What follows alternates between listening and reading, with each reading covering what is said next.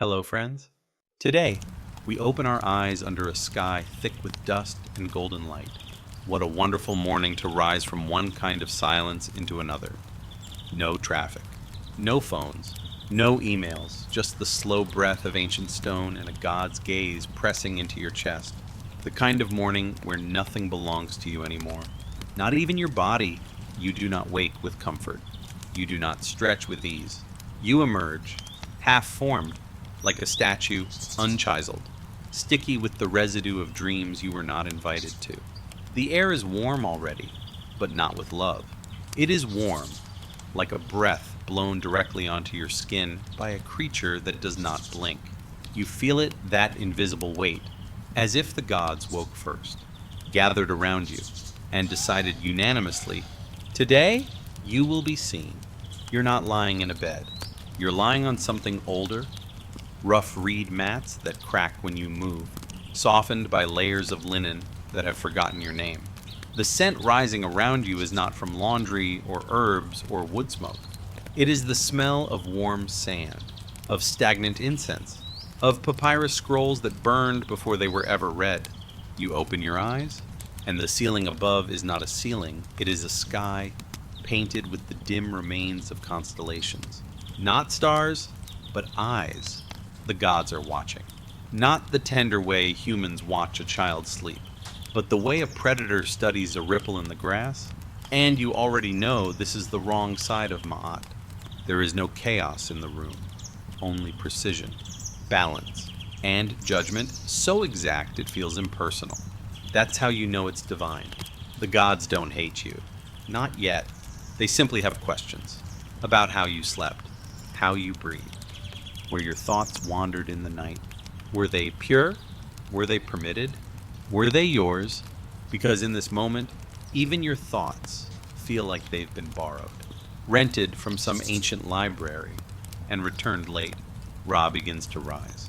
Not with the warmth you once imagined the golden blessing of life reborn, but with a blaze that scorches across your face before it even touches the horizon. It's not the sun that rises. It's a trial.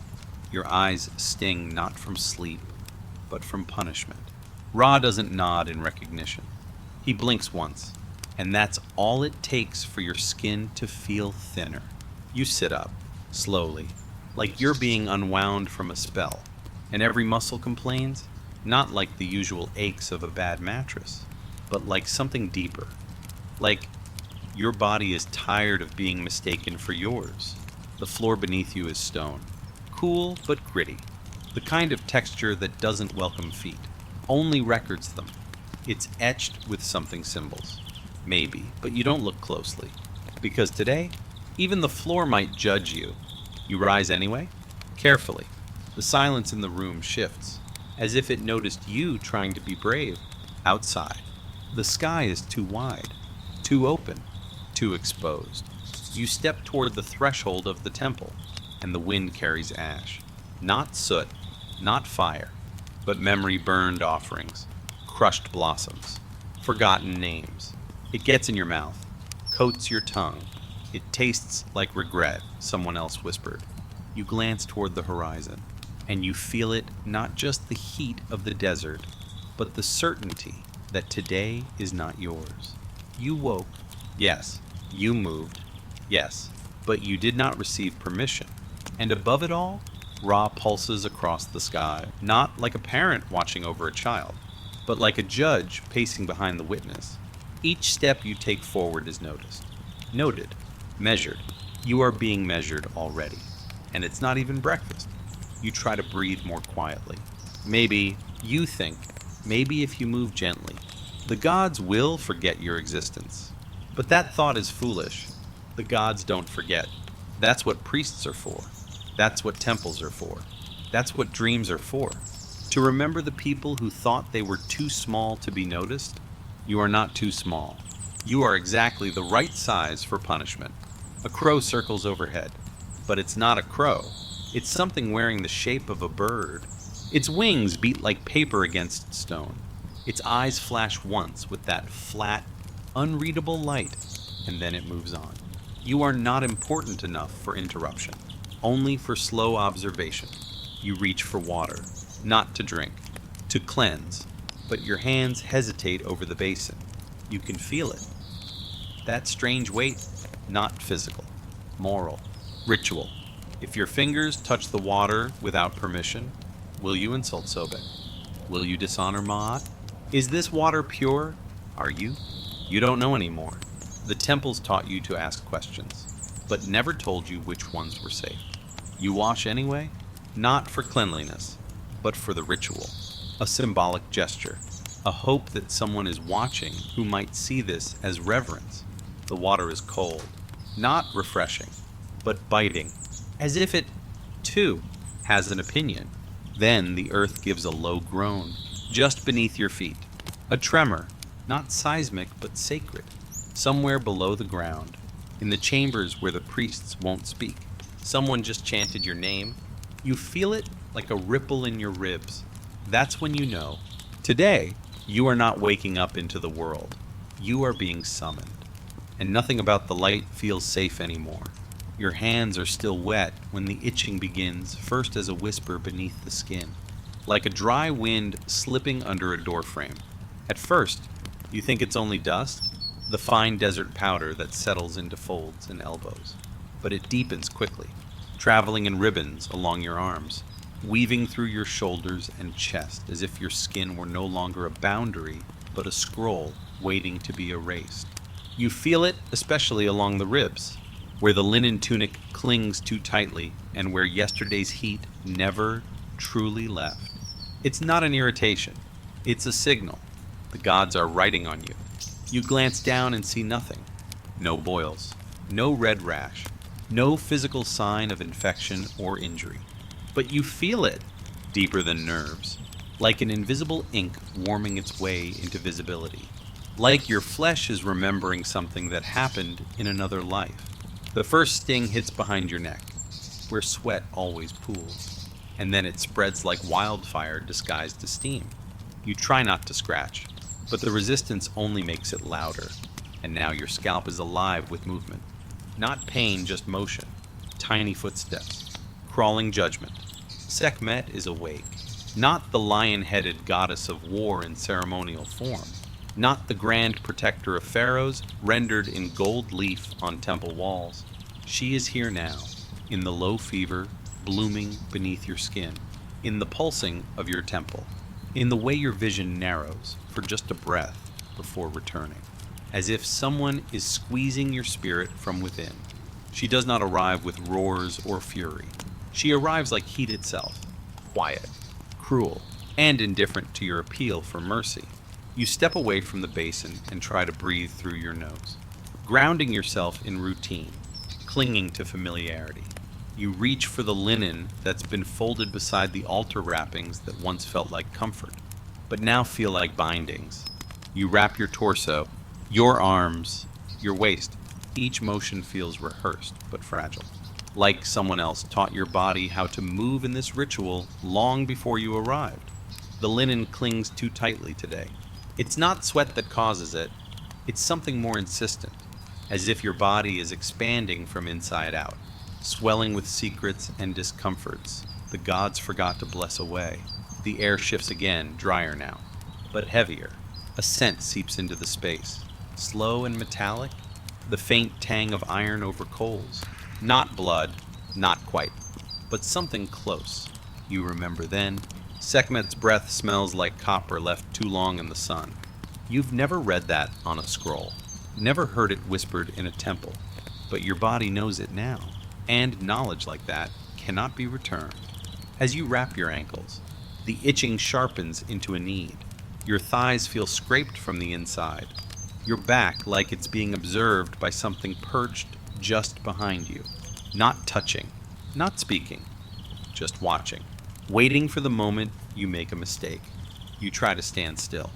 You try to honor the gods. But Sekhmet is not the kind who waits for reverence.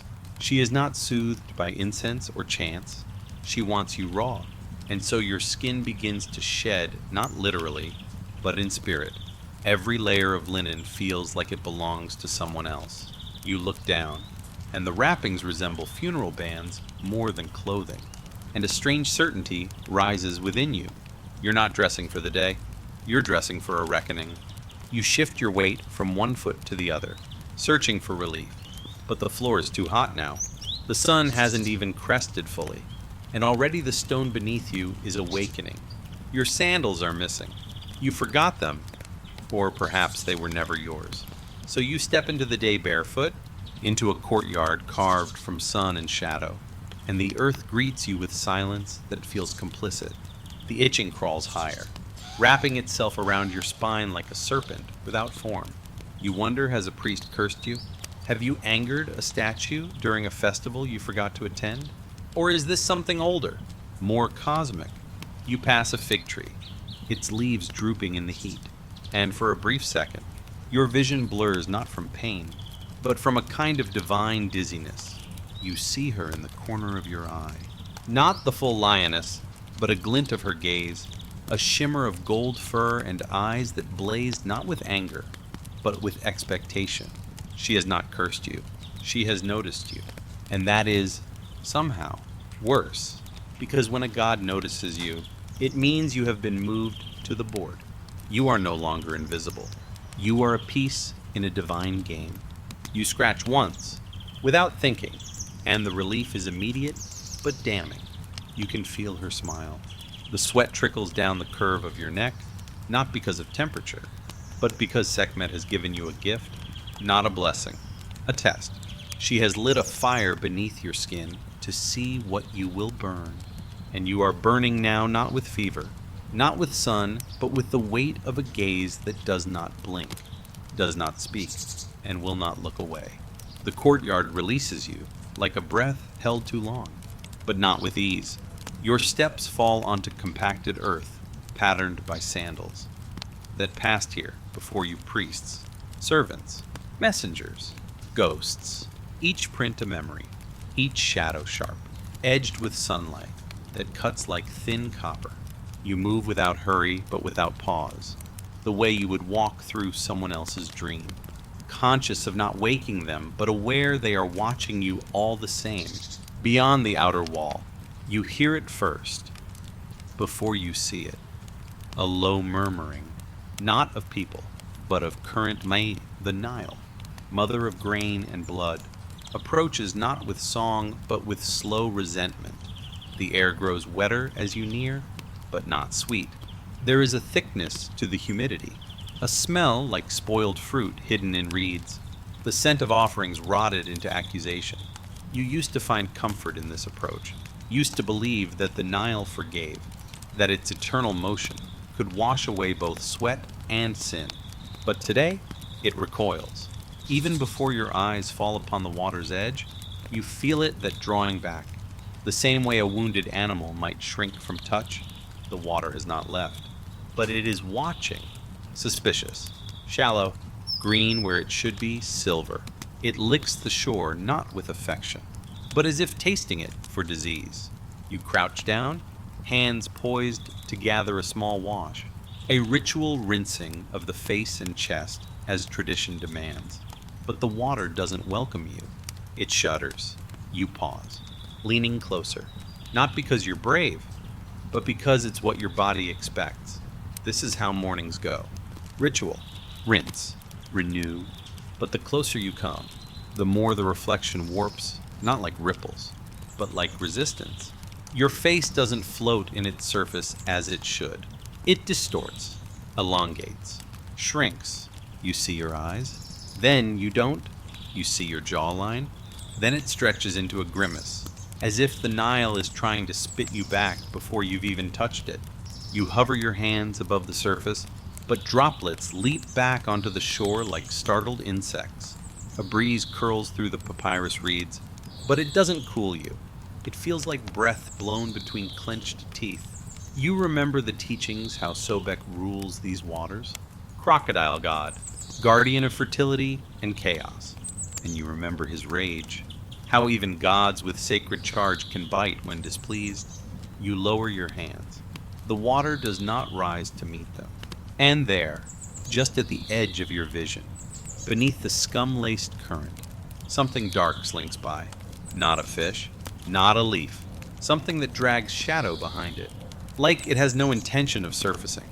You remain crouched, your balance imperfect, your knees aching from stone and posture, and still you hesitate. Not because the Nile is holy, but because it has become something else entirely. It has become aware of you, and that is always dangerous.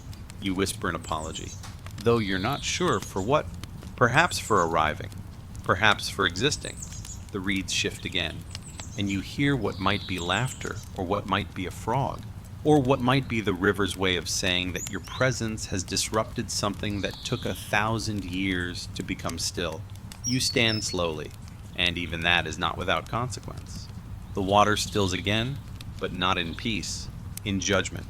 A single ripple fans outward from where you almost touched, and that ripple lingers too long, circling back in a way that ripples never do. You know this shape. You know this timing. This is a mark, a warning, a God's handwriting in the surface of the world. You turn, not in fear, but in recognition that you are no longer permitted to interact with purity uninvited. The Nile will not cleanse you, not today. Not until you've unspoken whatever curse made your skin itch and your reflection flee. You walk along the bank, the wet clay squelching beneath your soles, your heel almost slipping. The water follows you at a distance, matching your stride with its own low murmur. Further along, you pass a group of women washing linens in silence, their eyes never lifting, their movements mechanical. The steam from their basins rises like smoke. One of them looks up just once, her expression unreadable, her hands submerged elbow deep in a crimson-tinged cloth. Whether the color comes from wine, pigment, or blood, you cannot tell. She does not greet you. Her gaze says enough. You are not to come closer. The Nile refuses you, not because it forgets who you are, but because it remembers something you have not. In the language of gods and water, there are no second chances, only the slow unfolding of consequences, and the morning still has hours left. The sun climbs, the air thickens, and your body carries a weight that is no longer physical. You walk on, not dry, not clean, not cursed fully yet, but with the knowing that you have entered a day designed by gods who wake early, and who do not forgive quickly. The sun climbs higher, drawing thin lines of sweat beneath the linen that now feels more like a shroud than clothing. The courtyard narrows as you turn past the outer wall, each step stretching your shadow further, bending it into awkward shapes. You walk upright, but it no longer feels natural. The weight on your back shifts not in your muscles, but in your spine, as though invisible fingers are testing it, adjusting it, searching for a flaw that might justify whatever judgment waits ahead. You straighten, instinctively, not from pride, but from fear that slouching might be seen. There is no voice, no command, but you feel it, a presence that doesn't hover, but towers. Horus is not a whisper like the others. He does not sneak up on you from dreams, or appear through mirrors. He is clarity, vision sharpened to cruelty. The space around you grows still, and in that stillness, the wind retreats, the birds hush, and even your sandals fall silent. You do not see him, not truly, but his gaze becomes a shape. The air changes its angle. You stand in the beam of a falcon's eye, and it peels away every pretense of humility you tried to wear this morning. Your shoulders pull back further than they want to. Your chin tilts, but not too far. Your feet spread slightly, planted, as if awaiting inspection. This is not performance. This is survival, because when Horus looks at you, he is not asking questions. He is delivering calculations.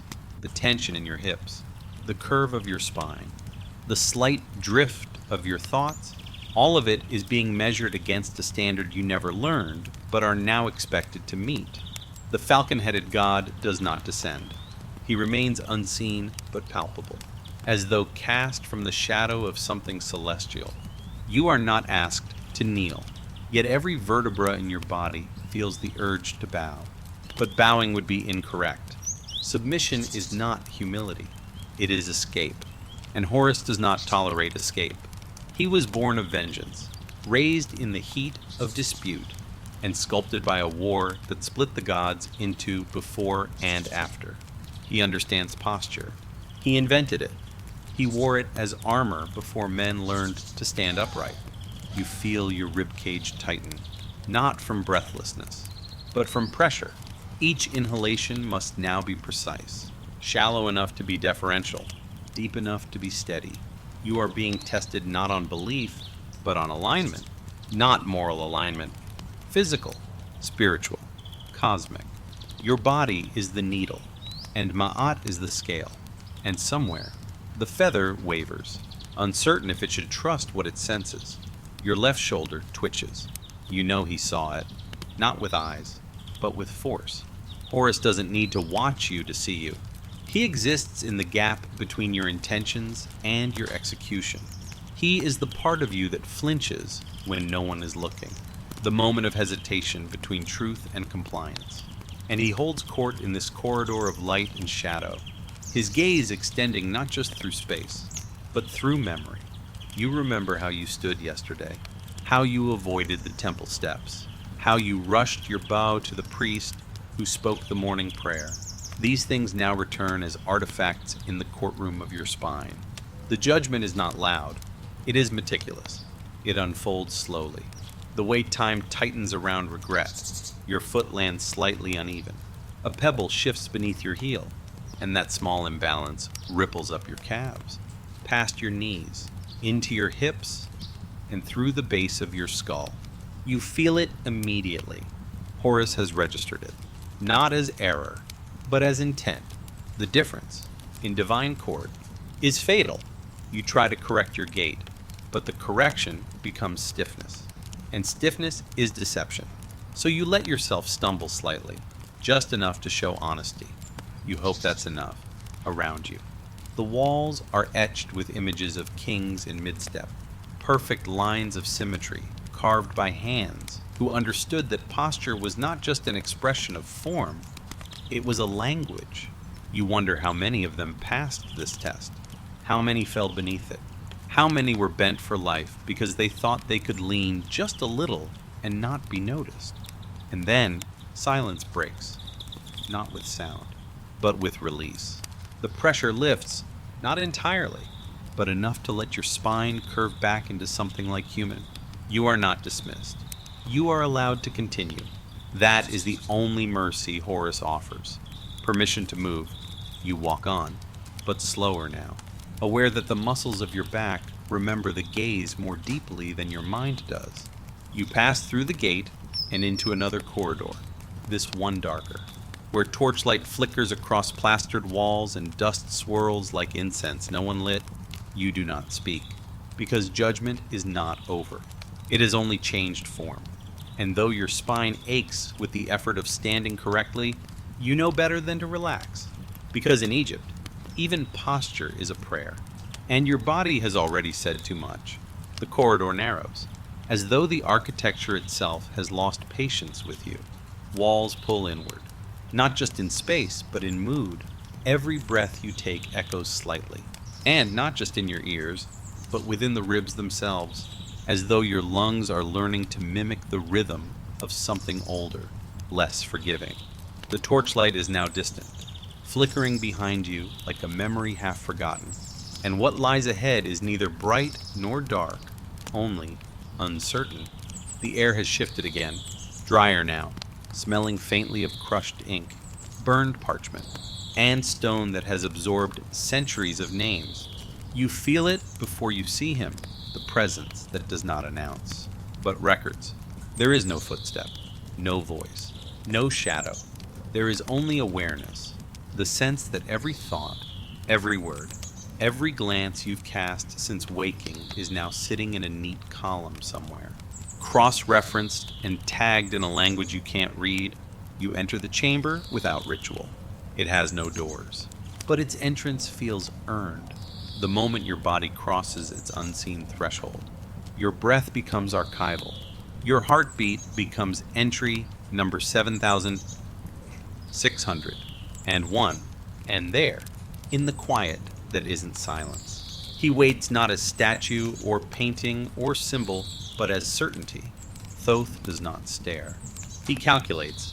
His ibis head is tilted, not in curiosity, but in judgment that has no urgency. He has all the time in the world because he invented time. His scroll is unrolled before him, though you never saw his hands move. The ink glows faintly, as if still wet. It smells of oil and cold, and you realize with sudden clarity that this is not a scroll of the past. This is the present, written as it unfolds. You look down at the scroll, half expecting to see your name, but the lines shimmer. The script bends and straightens like something resisting translation. It's not that you can't read it, it's that it no longer belongs to you. Your name is there. Perhaps, or maybe it isn't. Perhaps it never was. Because the truth is now coiling through your chest like smoke. Thoth is not preserving your story. He is editing it. You stand very still, trying not to disturb the parchment's breath. Each sound you make becomes a glyph. Each movement, a phrase. Even the pattern of your blinking is marked. And with every detail that he records, something behind your ribs loosens. Not a bone, not a muscle, but a certainty. The part of you that knew who you were. It slips, slowly, like sand poured from a cracked vessel. Thoth moves. A single stroke of ink is added, long and curling. A symbol you don't understand, but feel somewhere deep in your organs. You feel it settle into the base of your spine. You do not know if it is a blessing, a correction, or a sentence. His eyes don't meet yours because they don't need to. Thoth doesn't weigh intentions. He doesn't care whether you meant well, whether you tried hard, whether you whispered apologies into the wind while no one listened. He only records what is, you remember now. There was a mistake. Not in this life. Perhaps, but in another. Something left unsaid. A vow broken in ritual or dream. And Thoth has remembered it. The gods forget nothing, but Thoth never lets it rest. A soft rustle of papyrus marks the moment you become plural. Your identity divides, not as punishment, but as necessity. The name you carried into this day is no longer the one that will walk you through its hours. It is being replaced, not erased, only shifted, like a title edited by someone who understands your function more than your form. You feel the new glyphs pressing against your skin, subtle and cold, not burning, but rewriting the script of your breath. You are no longer who you were, and it dawns on you slowly. With the same steady pressure of sand accumulating in a jar, there is no appeal. There is no protest. What Thoth writes is what becomes. If he decides you are guilty, then the world will align around that version of you. If he decides you are broken, then reality will bend itself to cradle your fracture. If he names you coward, then your blood will flee your limbs before you know why. You leave the chamber not through doors, but through acceptance. The scroll rolls itself without sound. The ink dries as you turn your back. And you know that somewhere within those folds lies a line you will never be allowed to read, a line that will determine whether the gods speak to you with curses or simply stop speaking altogether. Your steps are lighter now, but not from relief. It is the lightness of someone who has already been replaced. You feel it in your breath, in your shadow, in the way your name tastes when you try to speak it in your mind. It doesn't fit. It wasn't yours. Not anymore. And outside, the sky has darkened slightly, not with weather, with consequence. Your stomach has been complaining for some time, though it took a while for you to notice. Hunger in this place does not whimper, it tightens, not like an ache, but like a belt pulled one notch too far. A slow constriction reminding you that you are not divine, not stone, not fire, only something that requires fuel to function. No matter how many gods rearrange your spirit, you follow the scent of warmth, but not comfort. There's no promise of feast here, only heat from clay ovens, and the sound of bread cracking like sun-split earth. The space you enter is small, roofed with smoke and silence. A woman is seated near the hearth, her hands white with flour. her knuckles thick with years.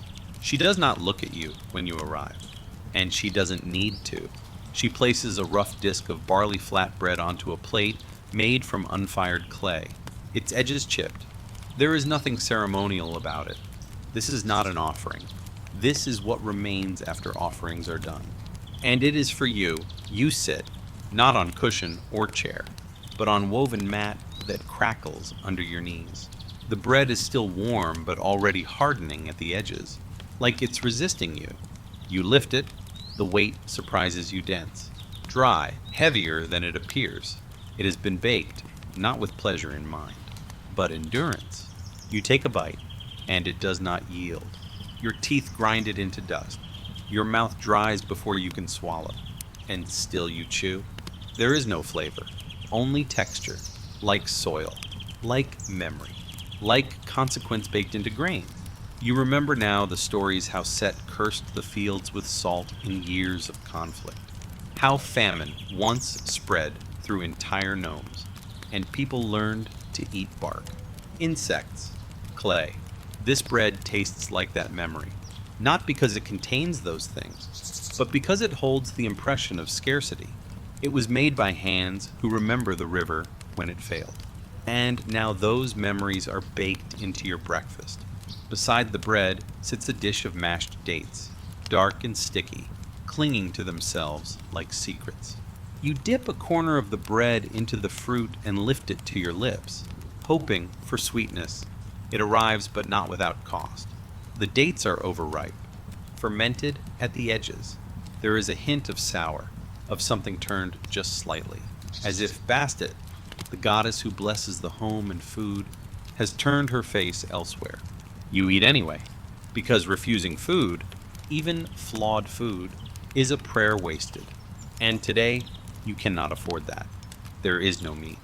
That is not surprising. Meat does not visit mornings unless the gods are being generous or the calendar demands celebration. There is no cheese, because the goats are thin, and the milk is bitter. There is no honey, because the bees have not returned to the trees. You eat bread in silence, dipping each bite into the shadows of sweetness left behind in the bowl, chewing slowly as if trying to hold something together. And then the aftertaste comes. It is not poison. It is memory. You have eaten this bread before, not in this lifetime, but in one the gods remember. The woman across the room glances up now, not at you, but through you. Her eyes do not settle. They search, as if trying to match your face with someone who once sat here wearing another name. Perhaps the name Thoth just erased. She blinks once, then returns to kneading dough, her fingers pressing rhythmically into the mass like she's sculpting consequence. The clay cup beside your plate holds beer, not golden, not effervescent. This is the small beer brewed by the poor and the cursed, low in strength, high in purpose. The water, as you know, is not safe, and so you drink. The taste is sour, flat, vaguely herbal, but it does not kill you. And in this morning, that is luxury. The beer washes the dryness from your throat and coats your mouth with dull calm. But it also brings something more, a warmth in the belly that isn't nourishment, but signal. The gods have tasted it too. They are watching how it sits within you. You finish your meal, not because you are full, but because the plate is empty, and in this world, that is the only measure that matters. Your fingers are sticky with date pulp and barley dust. You wipe them on your linen without guilt. There are no napkins here, only fabric and breath and earth, and as you rise, you feel it again. That slight shift inside your jaw, the twinge behind your gums, the grit between your teeth that no amount of beer can wash away. You have eaten something older than food, something salted by memory, and the gods have not blessed it. They have simply allowed it. You step into the morning again, and your mouth is dry once more. You move through the alley that leads toward the temple district, where silence becomes heavier than the noise it replaces. The buildings here are older, their stones darker, their surfaces worn smooth by centuries of palms pressed in supplication or desperation. The sun does not touch this passage. Not directly. It hesitates above the rooftops, casting only indirect light, as though reluctant to follow where you are going. The walls breathe, not in air, but in memory, and though your feet step lightly, your soul makes too much noise. You hear nothing, and then you do. The sound is not footsteps. It is the absence between them, a space widening behind you, measured, even undeniable. The kind of presence that doesn't threaten you, but makes sure you know you've already been claimed. Your back tightens. Your pace does not change, not because you are fearless, but because you know that speed would not save you. It would only confirm guilt. You walk as if you believe you deserve to arrive, but you are not alone.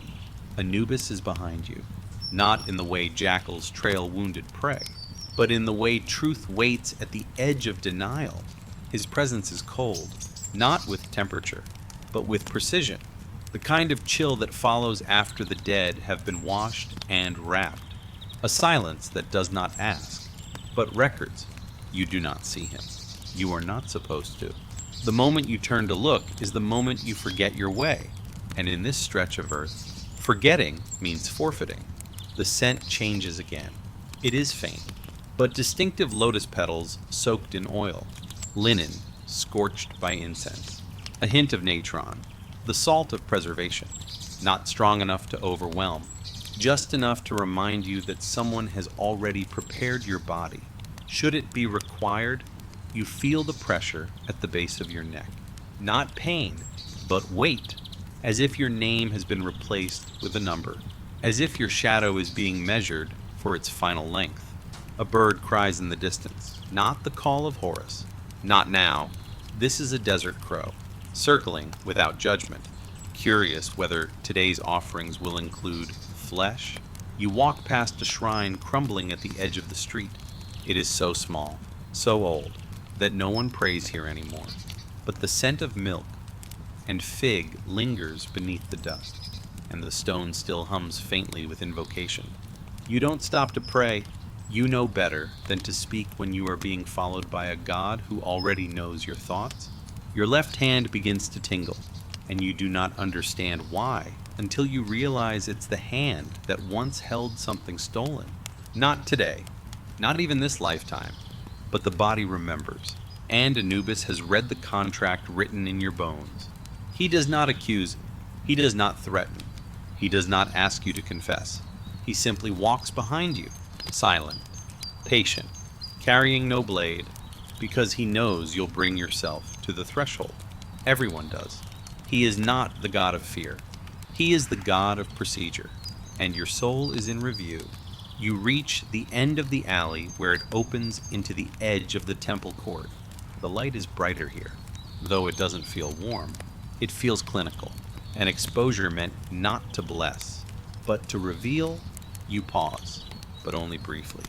The instinct to turn around rises in your throat like a cough. You suppress it, because you know, deep in your marrow, that turning would change nothing. Anubis is always where he needs to be. Distance is meaningless to the divine. You walk forward, and though your shadow stretches ahead of you now, you feel the weight behind it. You feel the quiet rhythm of judgment unspoken. Your footsteps land softer than before, not because the ground has changed, but because you are preparing to be weighed. Not later, not after death. Now, because what they never told you, what no priest dared inscribe on temple walls, is that the weighing of the heart doesn't wait until your final breath. It happens in moments like this when you are cracked open by heat, silence, hunger, and divine proximity. When you've forgotten your name and remembered your debts. When you cannot lie, not because you choose not to, but because your voice has been taken by the god who walks behind. Anubis does not pass you. He does not leave. He continues to walk at the exact distance where presence becomes pressure and silence becomes sentence. And your body, carrying every curse the morning has placed in your path, walks onward, not toward salvation, but toward exposure. You are no longer just a soul. You are evidence. The sun strikes the flagstones now with unblinking heat, making the air shimmer, like a veil between you and the world. Your skin, already heavy with salt and fatigue, begins to tighten beneath the light as though rejecting the body it belongs to. You walk past low walls draped with drying linens, past quiet thresholds where wooden idols sit patiently with offerings of milk turning sour in the heat. The smell of warmth turns metallic. You know this scent. It is not rot, not incense. It is fear, and Bastet smells it before you admit it. She does not arrive like the others. There is no tremor, no procession of heat, no tug in the air. She simply is, like the shade beneath the table, like the breath behind laughter that doesn't reach the eyes. You do not see her. You feel her attention before her presence slight, unbothered, but total, like a cat who doesn't need to pounce because she knows exactly where you'll step next. You look to your left, and the alley stretches farther than it should. You look to your right, and a curtain flutters without wind. You do not run. You do not bow. You adjust your stance. Because dignity is the only shield you have left. A soft purr ripples somewhere behind your left ear. Not playful, not cruel. Just awake, watching, waiting to decide if you're worth the trouble. Bastet is not the goddess of mercy. She is the goddess of precision, of grace, of vengeance. She protects the home and strikes the unworthy in the same movement. You've lit incense in her name.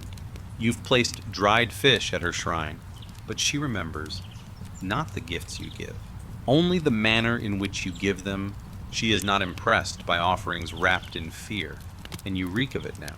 It oozes from your pores, mingling with the dust and the sweat and the sour residue of barley bread. You try to breathe slower, to still your body so that it doesn't betray the trembling beneath your ribs. But Bastet doesn't watch movement.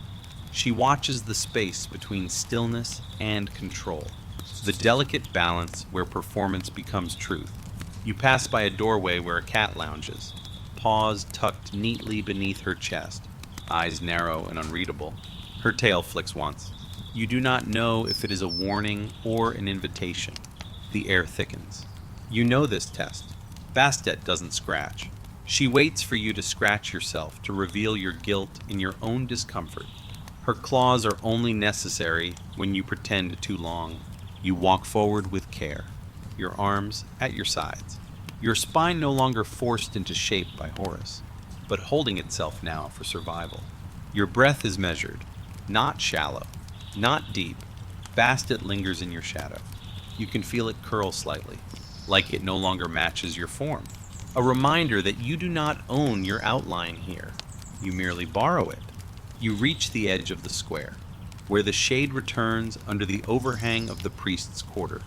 The smell of perfume is stronger here, myrrh, sweet resins, the dry smoke of prayer mingled with oil. You pass beneath the lintel, and the air cools by a degree. But not enough to fool her. Bastet is with you still. A woman seated nearby adjusts her veil. A child points, but says nothing. Even the wind hesitates to lift dust around your feet. You step into the circle of cracked tiles where once petitions were made, where mothers brought their firstborns to be named under the eyes of both justice and affection. This was her domain once. A temple cat brushes against your ankle, but does not stay. It walks on without acknowledgement. You lower your eyes, not in shame, but in strategy. Bastet does not demand worship, only respect. She has always been closest to those who never overstep their welcome. She punishes arrogance more swiftly than sin. She does not roar. She hisses, and that sound carries further. The moment passes, but not because you passed it, because she allowed it. She releases your scent into the air with disinterest now, as though what she smelled on you wasn't worth her full attention. But her absence, like her gaze, is deliberate. You are not harmed. You are not safe. You are simply still allowed. The light hardens as you reach the edge of the marketplace, not in brightness, but in texture. It glances off brass bowls, sticks to sweat-soaked tunics. and sharpens the outlines of those who stand motionless beneath palm fronds. The ground is cracked beneath your feet, and each step seems to wake a memory from the earth itself. The noise here is different, louder. Yes, but less alive. It vibrates without joy. You hear children arguing in the dust, a merchant shouting the price of dates, a donkey groaning under too much weight. But beneath all that, there is another sound. Not loud, not rhythmic, just the subtle shifting of heat that carries intent. You feel her before you see her. The way a storm announces itself not with thunder, but with pressure. Your spine tightens in quiet anticipation. Your heart begins to beat in its cage a little harder, not out of panic, but from the strange, inherited fear of ancient flame. Sekhmet does not hunt in silence. She allows you to hear her approach because the fear is part of the sentence. There is no shelter from her, no threshold she cannot cross, no excuse she hasn't already heard. The lioness does not arrive to consider your reasons. She arrives to test what remains of your strength once you've already surrendered your control to the gods before her. You have already bent your posture, surrendered your name, eaten your guilt, and walked through the shadows of jackals and cats. Now, Sekhmet comes to see what part of you still refuses to break. She does not wear flame. She is flame. The shape she takes is only for your understanding, but the heat is real. It lifts from the stones beneath your feet. It rises from your skin in shimmers. It settles in your lungs as breathless warning. You cross the square without looking toward the sun's axis, because you know where she stands, even if your eyes cannot find her outline. You feel her in your bones, old heat, the kind that once dried 1,000 rivers in a single judgment. And still, you are expected to walk forward, not toward her, but through her, because this is not about confrontation. It is about endurance. You do not meet Sekhmet with words. You survive her with silence. And in that silence, your steps become confession. The slight tremor in your leg, the twitch in your right hand, the breath you steal through clenched teeth, she registers all of it. She is not waiting for you to collapse. She is observing how long you pretend not to. Your sweat burns now, not from temperature, but from judgment. Each drop becomes a truth drawn from your bloodstream. Your shoulders ache, your knees soften. The walk becomes a crawl you dress in pride. And still, Sekhmet watches not with malice, but with divine clarity. She does not desire your pain. She expects it, and she waits to see what it reveals. You reach the shaded edge of the court, the final column before the temple gate. The air shifts slightly cooler, but not forgiving. This is not relief. This is a reprieve, the kind given to the broken, so they may notice how thoroughly they've been undone. Your hands tremble now, not visibly, just enough that when they rest against your sides, they remind you of the cost. You have not screamed. You have not collapsed, but neither have you escaped. Sekhmet does not follow. She doesn't need to. Her lesson is complete, not because you passed, not because you failed, but because you now know what it means to carry fire in your muscles and not be allowed to drop it. Your skin itches where the sweat has dried. Your throat burns from the heat of restraint. You cannot remember what your voice sounds like, because you have not used it since she came near. And you realize, perhaps for the first time, that silence in this land is not peace. It is submission to something older than obedience, something that wants no worship, only truth. You do not collapse, but something in you does. Not loudly, not with ceremony, just the quiet crumbling of certainty beneath the roar that never arrived. You keep walking, carrying ashes that no one can see. You enter the courtyard where everything has been arranged for a ceremony that never begins. The columns around you are not shelter. They are witnesses. Every shadow is aligned. Every step you take echoes as though rehearsed by the dead. Somewhere in the geometry of this moment, Horus has been watching you, not because you are important, but because he sees all. And now, you have wandered too close to the center of his attention to be overlooked. The sun is directly overhead. It doesn't scorch you. It pins you, as though your form were not a living body, but a question drawn on the floor in chalk. You become aware of the angle of your jaw, the pitch of your shoulders, the placement of your hands. You try to appear unbothered, but you are not unbothered. You are on trial, and there is no priest in sight. There are no words to say, no gestures that mean safety, no charm you can recite, only posture, stillness, the kind of balance that cannot be faked because it isn't about symmetry. It's about truth. Horus doesn't demand your confession. He already knows it, not the words you would use, but the shape of the moment you almost gave up, the way your voice tightened when you begged for nothing, the bitter edges of survival disguised as loyalty. You are not judged for your sins. You are judged for how honestly you carry them. He is not here to test your virtue. He is here to measure the difference between who you are and who you pretend to be when no one is listening. Your body remembers what fear felt like when Sekhmet burned near, when Anubis counted the weight of your silence, when Bastet watched your skin flinch. But this is different. This is not divine wrath. This is a gaze so absolute it reveals everything without speaking. Horus is not here to punish. He is here to see whether anything within you still resists being seen. And you realize that even flinching is a kind of lie. You stand, not proudly, not humbly, just with your weight distributed in such a way that you cannot fall in any direction without intention. You lower your eyes not in shame, but in understanding, because the sky above is not yours to meet. Not yet. It belongs to the one who watches from above with eyes that never close, and though you cannot see him, you know he sees the line of your spine, the fatigue in your heel, the trembling behind your left knee, and after a moment that stretches until your breath forgets to ask for more, you understand the outcome. You are not forgiven. You are not blessed. You are not destroyed. You are known. Every fracture within you, every pause in your voice, every time you almost walked away from yourself, all of it has been taken in, measured, and left exactly where it was, not because you are unworthy of transformation, but because transformation is not given, it is proven. So you turn slowly, not because the ritual demands it, but because turning without collapse is the last act you have left. And though you do not hear his wings, and the air does not stir, you know, Horus is finished with you, not because the judgment is over, but because he has found his answer. You walk back into the sun, and this time, it burns a little less.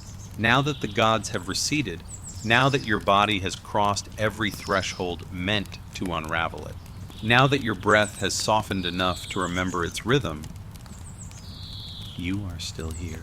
You are not unchanged, but you are intact. And in this world, where the divine does not always arrive with comfort, that is more than survival. It is presence. This morning did not offer blessings. It offered truth.